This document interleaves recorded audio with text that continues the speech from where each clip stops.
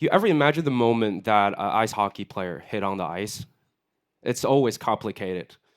You're so pumped to become the first lineup, and your teammates are cheering on you on the bench, and your coach just standing right behind them, having a very high expectation on you to win the first face-off. But on the other hand, I would be really lying to you if I said I wasn't stressed, both emotionally and mentally, and also physically, really stressed. The more you play, the more you know what's coming. During the game, it just doesn't get easier. The pads slam against the board, the stick clashes like swords. That's the part most players lose their teeth. And sometimes your head meets the surface. It really shouldn't. When you're off the ice, your leg might be gassed and muscle crampling. And it's just really tiring because injury is really common to hockey players. We discussed a lot on the time players played on ice, but we rarely discuss the struggles of mental and physical behind it. So, what really keeps a player on the sports for a lifetime, and what shapes athletes who they are? Resilience. Playing ice hockey is really grueling, I gotta say, and hockey players are constantly sprinting on their skates, taking hard hits, and making complex maneuvers, just like the pictures. In order to stay in this sports, you have to build a very high level of physical endurance. The athletes are constantly working on their conditions to be fit into the sports. Well, I gotta say, like the two players in the pictures, there are two of my teammates, and I've seen so many players. They are losing to one injuries. They're losing their passion and their ability to the sports because one injuries.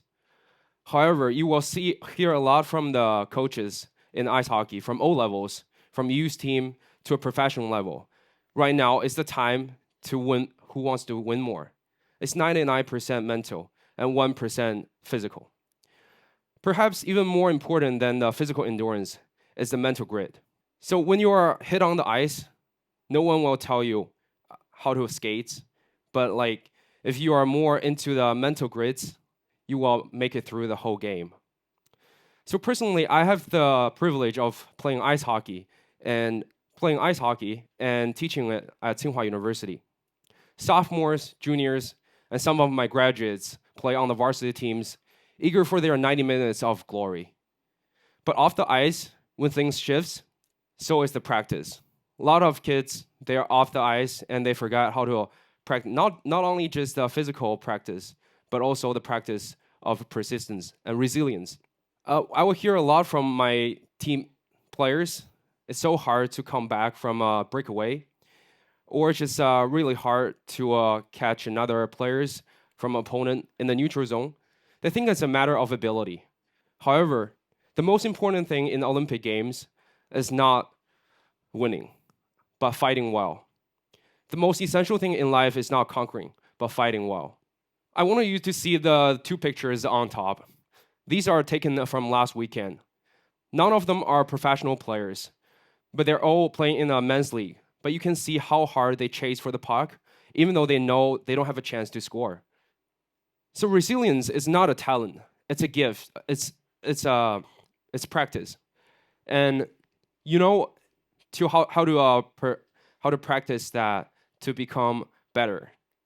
And the Olympic spirits teach us how to become excellence. And when the players know more, they are playing for their countries, carrying hopes of millions, they normally are less likely to give up. So do we. When we learn we're playing for others and a higher goals, connecting to a goal beyond ourselves, we become more resilient. And that's how we see friendship and respect. That's where the Olympic spirit shines. Resilience isn't a destination, it's a journey. Ice hockey teaches us how to meet the limits of ourselves, and that's what shapes who we are. I want to really share one of my personal experience. So when I graduated from Schwarzman College and become a PE teacher in Tsinghua University Physical Education Department, a lot of friends and colleagues think they don't understand why about my choice, about turning down all other opportunities. But at that moment, I always remember Steve A. Schwarzman's quote. So if you are gonna dedicate your life to something, it's the only way you will ever work to choose one with the potential to be huge. And right now, I'm here sharing ideas with you fine people, and here with the TED Talk. So I truly believe my career choice to be right. Last but not least, I really want to share this quote from the modern Olympic father, Pierre de Coubertin, in Francais, in his booklet, Voir long, parfum, and agir film. To see far, speak frankly, and act firmly. Thank you.